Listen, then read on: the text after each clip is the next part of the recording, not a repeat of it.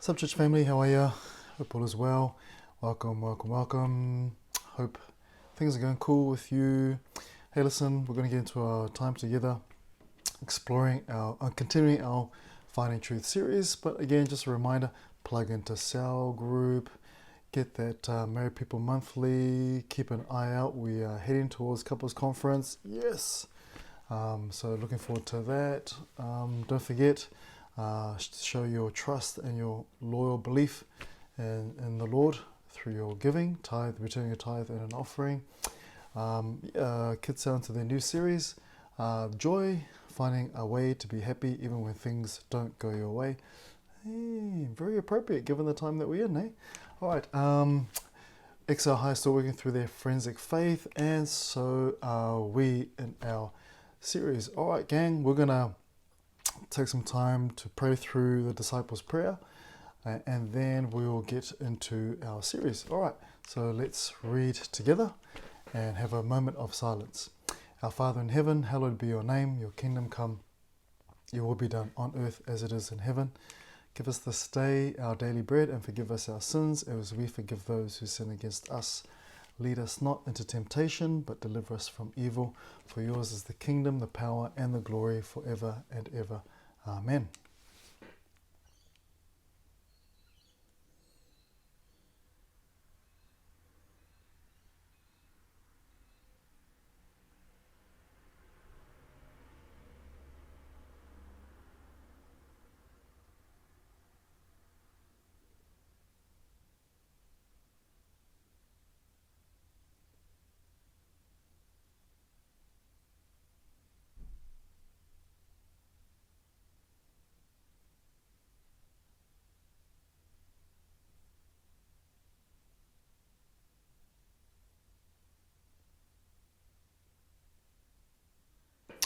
And let the church say amen.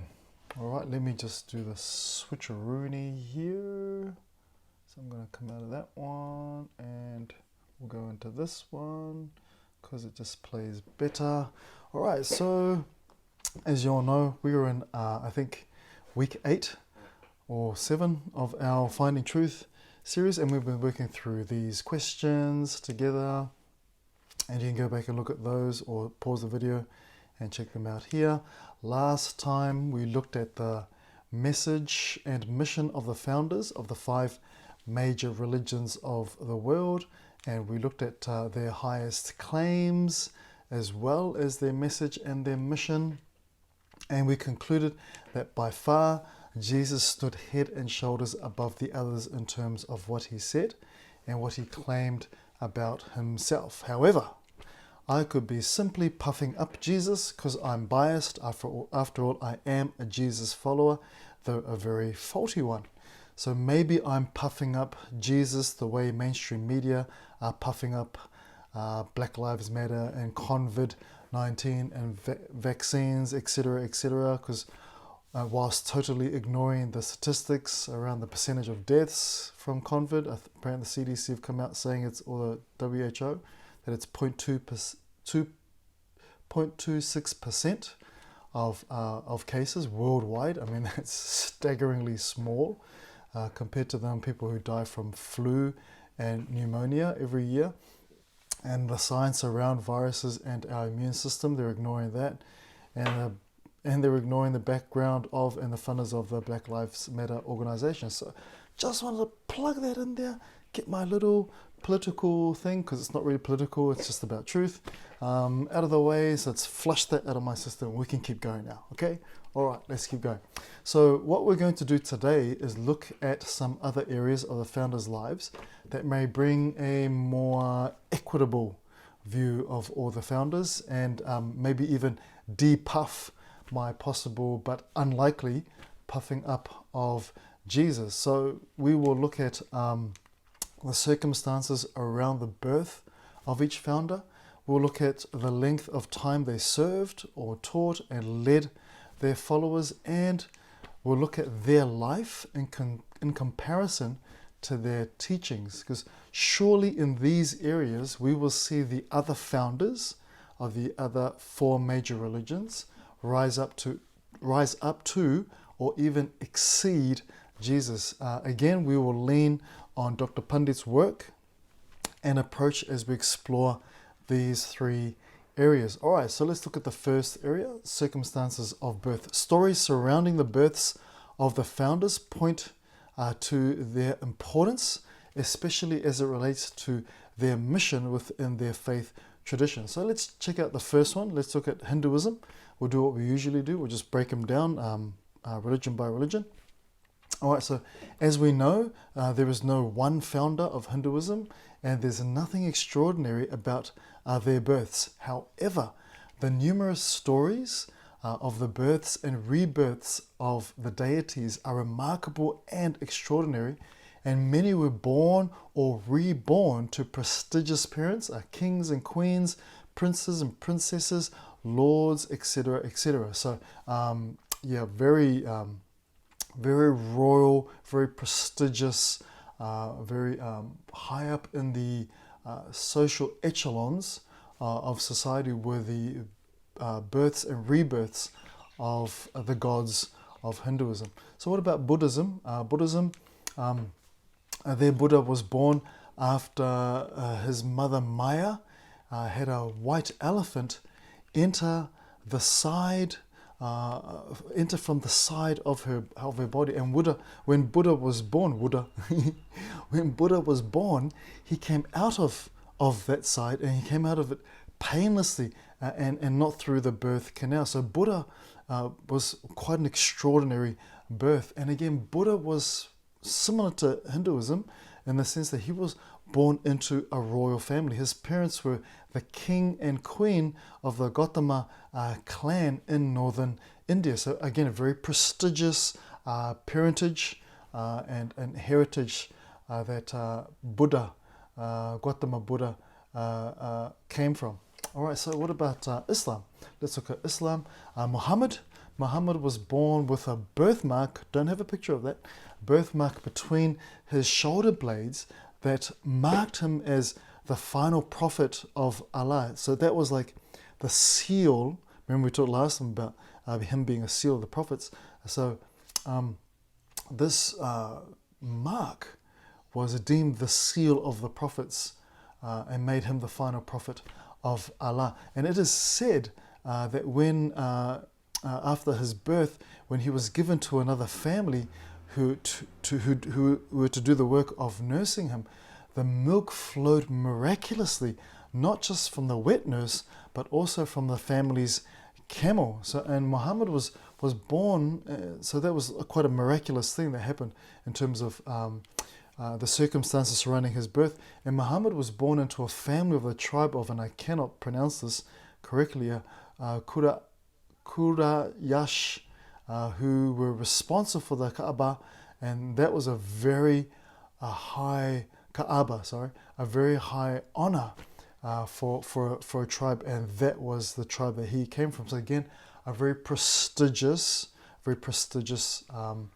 place, and a very honorable place that Muhammad was born from, and the miraculousness around not his birth, but circumstances following his birth. All right, so that's quite impressive as well. What about Judaism? So Moses managed to avoid being found and killed by the Egyptian authorities after his birth, and miraculously he stayed alive whilst floating in a basket in the Nile River. So again, very impressive sort of miraculous circumstances surrounding Moses' birth, and not only that, he was found by Pharaoh's daughter and was raised as an adopted son in the royal palace. Again,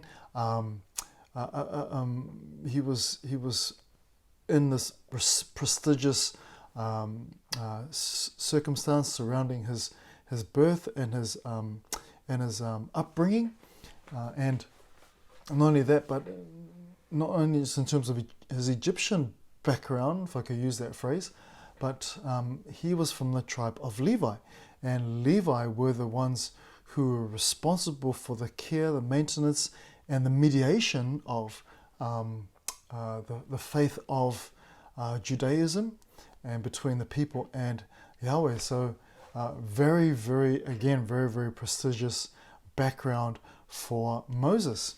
All right, what about Christianity? All right, so Christianity, Jesus was born by a young virgin woman named Mary. She was probably quite young, probably in her early teens or mid-teens, and his birth was heralded by angels who announced his birth to local sheep herders. So there's a couple of miraculous things there. However, unlike the founders of the other faiths, Jesus was not born into or grew up in privilege. He was born into poverty and spent his first few hours in an animal's feeding trough. And by the way, Jesus was not born, he was not born in a stable, unlike what we've heard so many times. He was born in the home of probably one of Joseph's relatives. Remember, they were traveling down to Bethlehem because that's where his family was originally from. So he was going back home to his family. It wasn't a hotel that didn't have room enough for them. It was probably that there was no room in the home in which they were staying. So they found themselves more than likely in the open area of that home, and in the open area in the evening they would bring their animals. In the times of Israel and back in those days, they would bring the animals inside, and there'd be a feeding trough, a manger in there for the animals, and they would live in the lower part of the house. So probably Joseph's relatives, their home was like squished full of people because everyone was heading to Bethlehem to get signed up for, being counted, so that Caesar could do his collecting tax from people like they do today. So there you go. That's where tax came from. Taxation. Boo. So anyway, Jesus would have found himself being born around animals inside the home of his foster dad or his adopted dad's family. So there you go. Just a little bit of background for that. Don't believe the carols around his place of birth or the nativity scene. It's not accurate. It's untrue. Anyway, that's enough of that.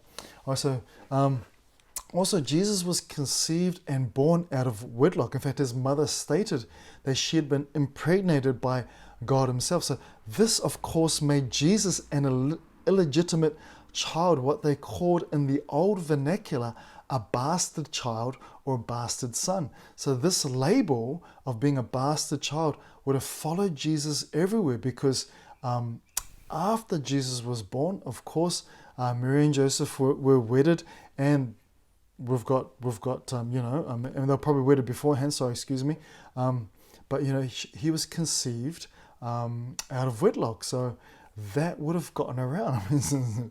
Nazareth and Bethlehem is not a big place, so people talk, because we all talk, we all go around people, Facebook, it's in Samoan, some have called it the whakakala book, and whakakala means the gossip book.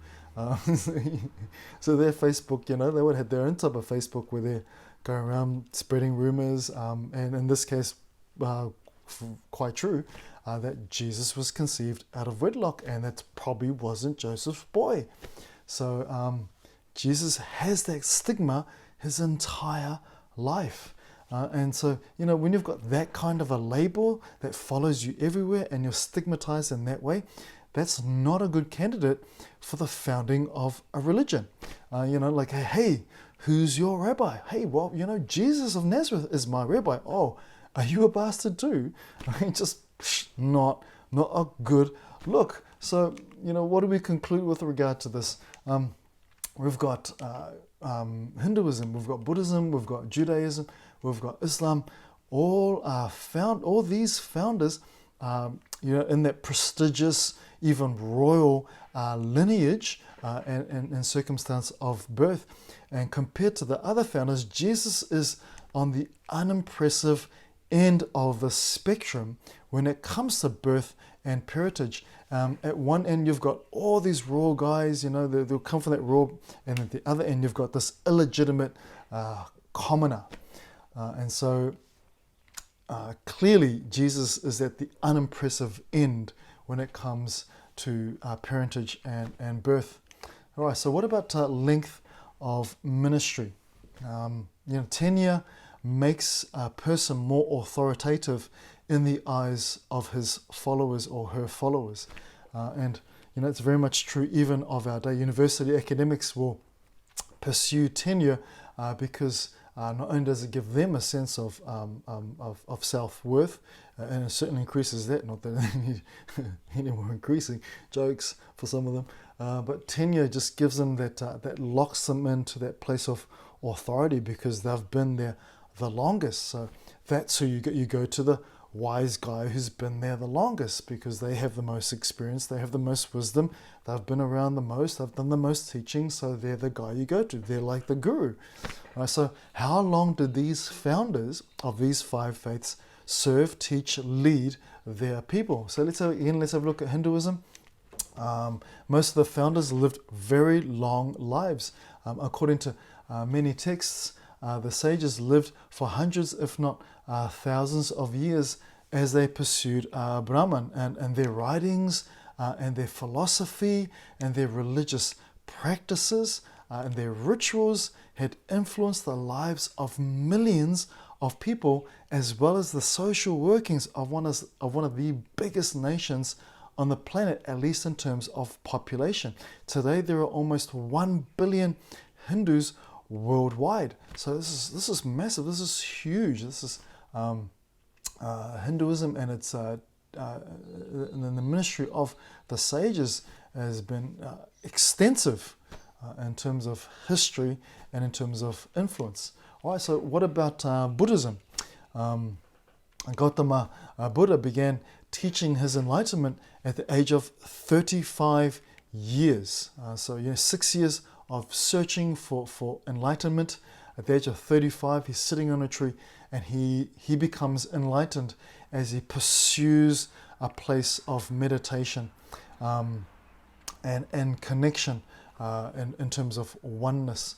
And so he faithfully maintains his teaching and the discipling of others till his death at 80 years. So Buddha spent 45 years teaching and ministering to others. And today there are hundreds of monasteries worldwide with almost 500 million adherents to Buddhism. So again, extensive time of teaching, extensive time of discipling, and that has had impact for hundreds and thousands even of years, and it's garnered 500 million adherents. So again, very impressive work on the part of the founder of Buddhism. All right, so what about Judaism? Again, we are using Moses as our point man with regard to the founding of the faith of Judaism. So at 80 years of age, Moses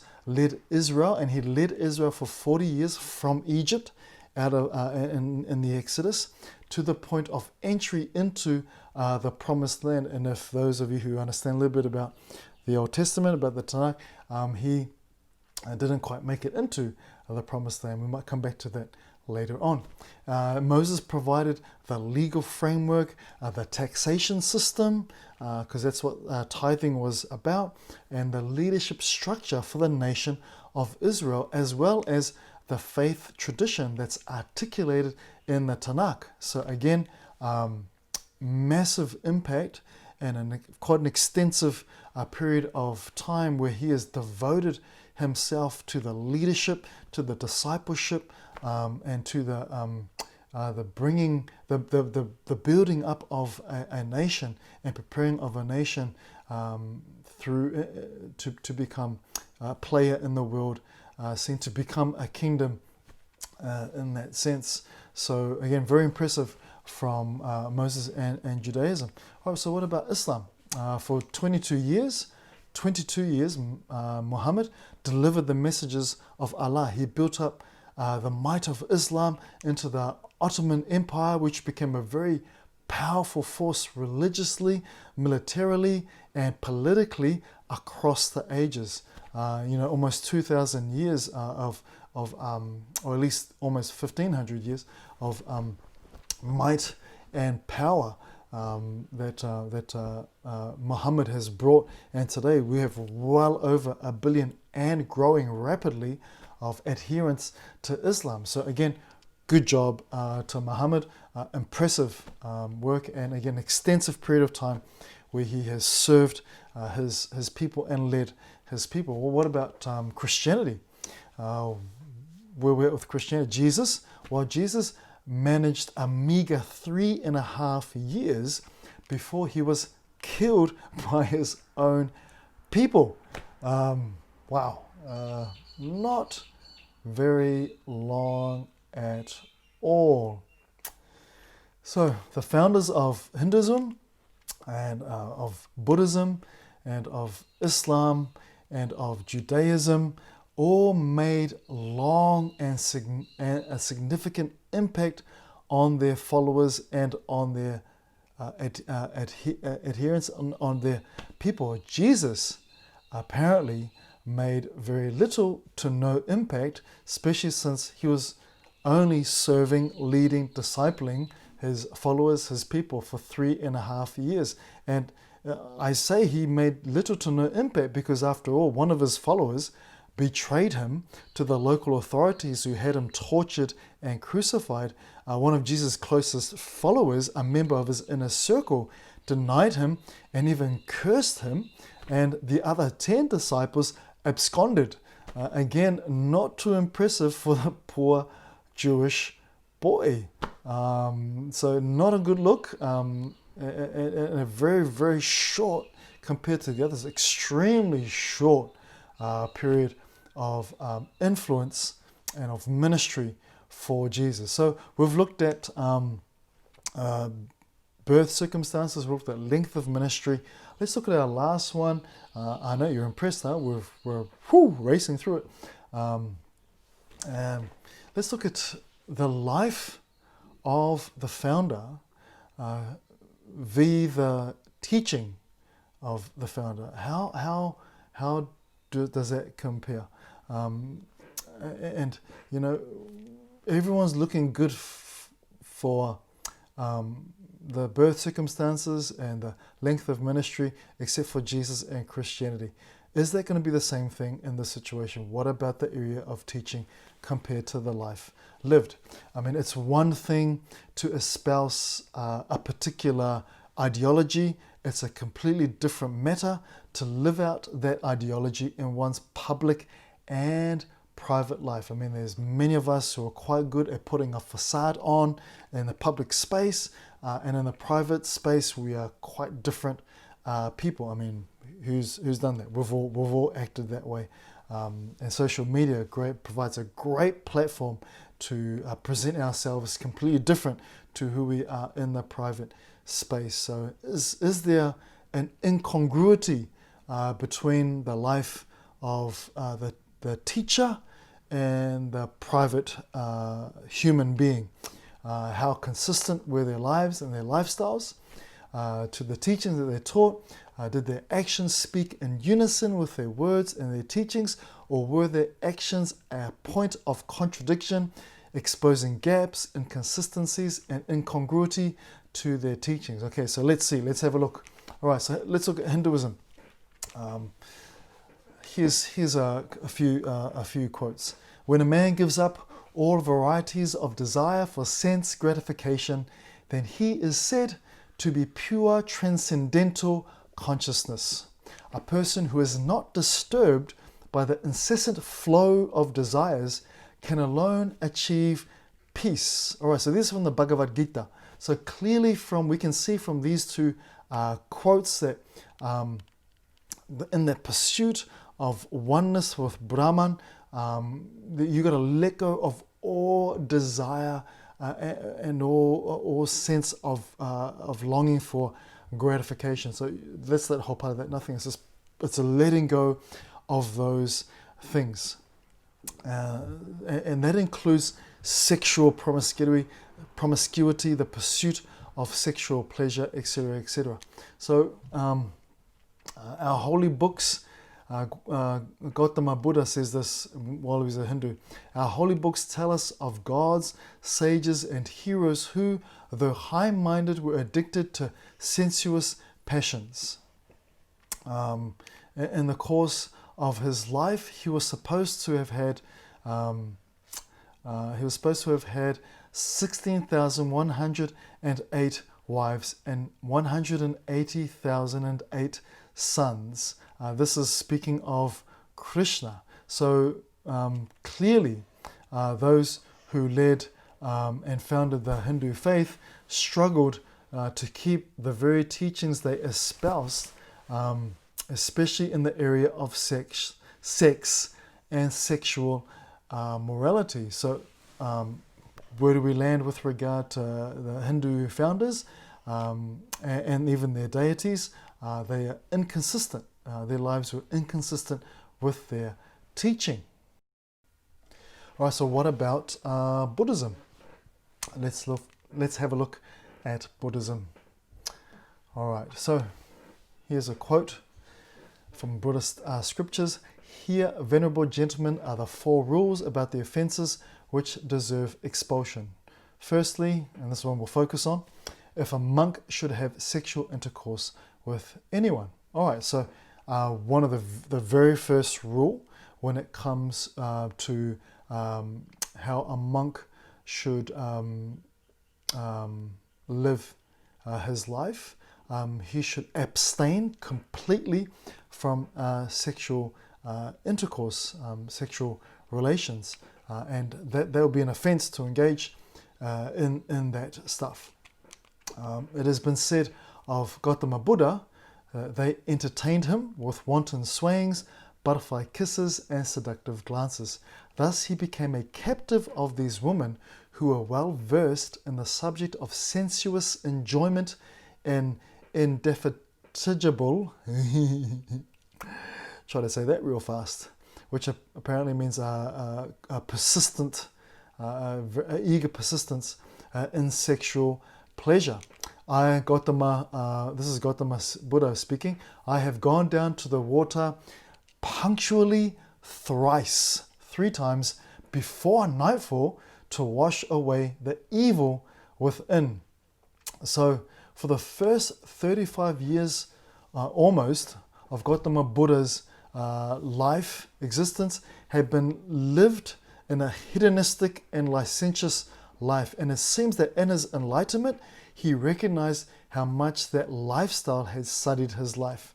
He couldn't escape the sinfulness, dirtiness of his life, no matter how hard and how many times he tried to wash it away. So again, we find when it comes to Buddha that he himself lived an inconsistent life with regard to the teachings that he had. He was a man filled with sin, and perhaps that's why he pursued oneness so much, was to find a way to rid himself of the guilt and the shame that he had so deep within him and had become so much of his iceberg as a man. All right, so what about Judaism? At the heart of Judaism are Yahweh's laws as portrayed there, and more precisely his 10 commandments. Moses was the recipient of those laws and the deliverer of those commandments to his people, and the one who espoused even more commandments, more laws to help, rules and restrictions to help I just had to throw that in, to help manage the way that Israelites would live, and also to help them understand the difference between holy living and unholy living. So there were a couple of those commandments in Exodus were, you shall have no other gods before me, and you shall not murder. So let's deal with that second commandment first. It says this about Moses in Exodus 2. He, Moses, looked this way and that. So he's looking here, looking there, and seeing that no one is looking, he then struck down the Egyptian and hid him in the sand. Okay, we just broke the second commandment listed there. You shall not kill. You shall not murder. specifically murder. And what has Moses done? He has committed murder. All right, so what about the first commandment listed there? And then Moses and Aaron gathered the assembly in front of the rock, and Moses said to them, "Listen now, you rebels. Must we bring water out of this rock?" Then Moses raised his hand and struck the rock twice with his staves. It's like an angry dude, like, so that a great amount of water gushed out, and the congregation and their livestock were able to drink. But Yahweh said to Moses and Aaron, "Because you did not trust me to show my holiness in the sight of the Israelites, you will not bring this assembly into the land that I have given them." So essentially what Yahweh is saying, you're going to die before you reach the promised land. You ain't going to make it there. You'll get to the point of victory, you'll get to see it, but you will die. You will be laid to rest before you get there.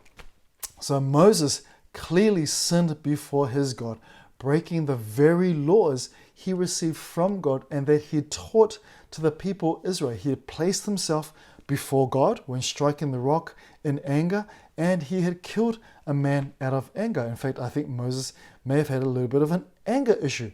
So Moses, like the other founders we've talked about, had not managed to live a life consistent with the teachings of his faith. Again, a man who was sinful, filled with sin. So what about Islam? Well, let's have a look at Muhammad. Regarding Muhammad, this has been written about Muhammad. Similarly, Allah, and excuse me about pronunciation, such attribute Nur has been applied to the holy prophet Muhammad. Sorry, ignore that essay bit. There has come to you indeed from Allah a light and a clear book. That's from Surah 5:16. This denotes his perfection and his relationship with God Almighty. In reality, the essence of the Quranic teaching is in the attributes of God. Verily, we offered the trust to the heavens and the earth and the mountains, but they refused to bear it and were afraid of it. But the man bore it, the man being Muhammad. That's Surah 33:73.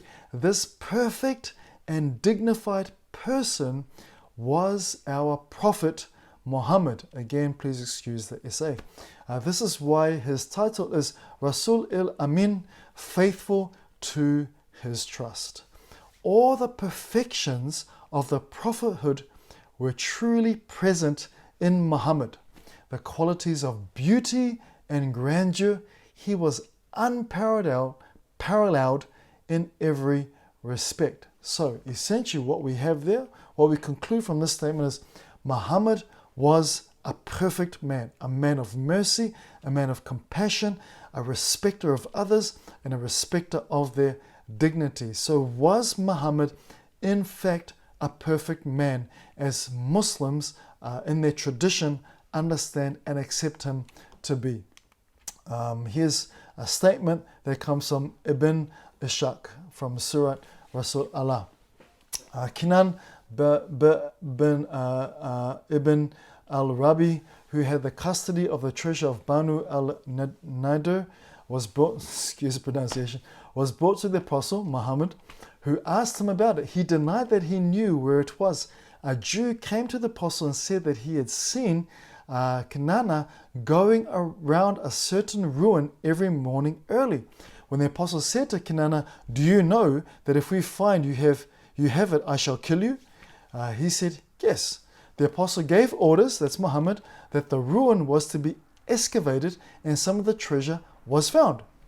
When Muhammad asked him about the rest, he refused, the Kinana refused to produce it. So the Apostle gave orders to Al-Zabir ibn Awam, torture him until you extract what he has.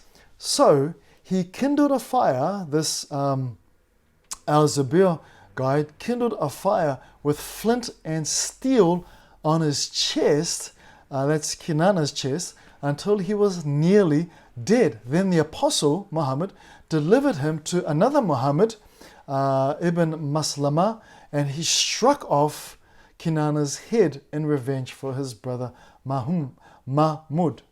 Alright, so Muhammad had a man tortured and killed for allegedly stealing. Not looking good. Alright, what about this? The Apostle of Allah sent a military expedition to Atas on the occasion of the Battle of Hunain. They met their enemy and fought with them. They defeated them.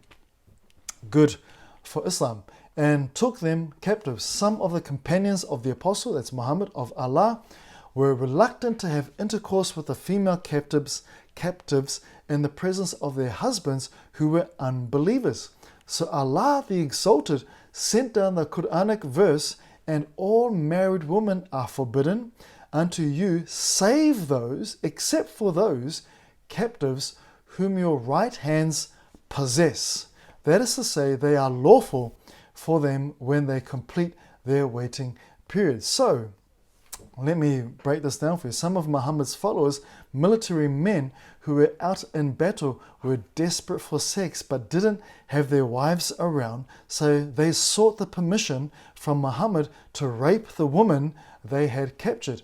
And just in time, Allah provided Muhammad with Surah 4:24, which gave all Muslim men from that point on the right to have sex with as many women in their captivity, whether they be the booty from war or whether they be their own slaves. So with regard to that area of Muhammad's life, it's not looking especially good. What about, let's look at another passage. And if you fear that you will not deal justly with the orphan girls, then marry those that please you of other women, 2 or 3 or 4. But if you fear that you will not be just, then marry only one, or those your right hand possesses. That's the woman in your captivity, your slaves, and the booty from war. That is more suitable, that you may not incline to injustice. So, according to the Quran, Allah permitted a Muslim man a maximum of 4 wives. Muslim scholar and statesman Ali Dashti made a list of the woman in Muhammad's life, and apparently he had 16 wives.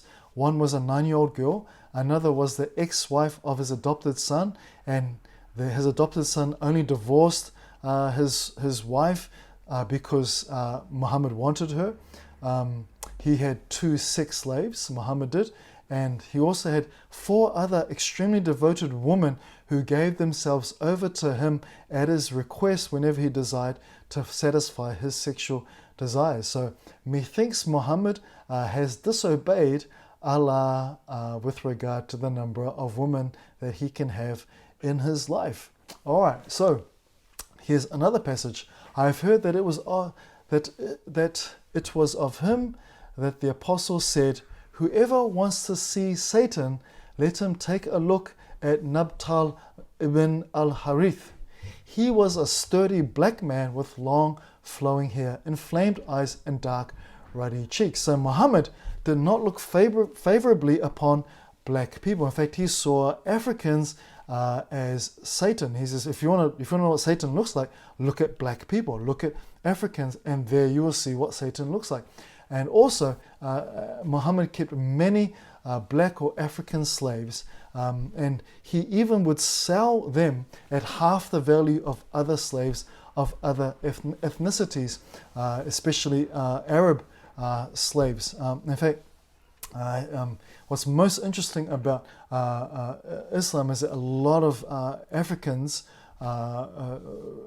in America and even in Africa, etc., believe that Muhammad was a black man. In fact, it's the total opposite. He was in fact quite white, and it was celebrated in the Quran and in the Hadiths, etc., and in that he was white. It was a thing that was most favorably looked upon. So he was a white man, in fact, not black. So what do we conclude about Muhammad? Muhammad was definitely not a perfect man. He in fact was quite the opposite. And like the other founders, Muhammad did not live a life congruent to the values attributed to his faith and his God. He was not the model citizen when it came to the life that he lived. Quite the opposite. So let's look at Christianity. Let's look at the life of Jesus. So let's look at some quotes around Jesus. And these are some quotes from people who were very distant from Jesus and did not look favorably on Jesus, did not like Jesus at all, considered him scum of the earth. So this is Pilate speaking. Pilate said to them, "You brought me this man," and that's Jesus, "as one who is misleading the people. And after examining him before you, I did not find this man guilty of any of your charges against him." Pilate went back to the Jews and told them, "I find no guilt in him. Neither did Herod, for he sent him back to us." So there we go. We have these guys saying, this guy's got no guilt in him. This guy is innocent. He is not guilty of anything.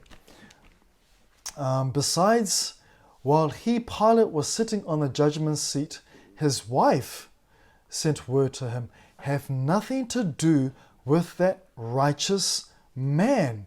So, and she had a dream, and she was disturbed in her dream, and it's like, this man is righteous. He's a righteous man. All right, so let's look at some more. The centurion, again, not a guy who favored Jews, especially the ones he crucified and tortured. The centurion, seeing what had happened, praised God, and that may be his own God, and said, "Surely this was a righteous man." So we've got a number of people who do not like, are not impressed by Jesus, who are saying, this guy has no sin. This guy is not guilty. This guy is quite innocent. Nothing wrong with this guy. No wrong in this guy. All right, so what about those who were closest to him? This is John, who called himself the beloved disciple. But you know that he, Jesus, appeared so that he might take away our sins, even though in him there was no sin. So John says he lived, he ate with this guy, he hung out with this guy, and he probably knew this guy even before he came out and started performing miracles, and because they're all from Galilee. So he's like, this guy had no sin in him. What about Peter? Peter says this, "But with the precious blood of Christ, a lamb without blemish or defects." So there was no defects in this guy. You couldn't pick out anything in the life of this guy that would say, dude, major issue there, or even minor issue there, or teeny tiny issue there, defective, do not pass quality control, lacking in integrity, lacking in character. Not at all. Even the guy who betrayed him, who had walked with him for 3.5 years, says this, "I have sinned, for I have betrayed innocent blood." So, what do we conclude about Jesus? Unlike the other founders, people close to Jesus and far from Jesus, those who favored Jesus and those who thought nothing of Jesus, couldn't find any sin within him. In fact, nowhere in the New Testament, that well-attested historical piece of literature, remember, we walked through that stuff in earlier episodes, nowhere in the New Testament is recorded an act or deed of Jesus that was in contradiction to what he taught. Jesus was in fact the only founder who lived a life consistent with what he taught his followers. Perhaps that's one of the reasons why he's had so many followers over the last 2,000 years, even though he only ministered for 3.5 years. Have a blessed week, families, and we'll see you next week. Ciao.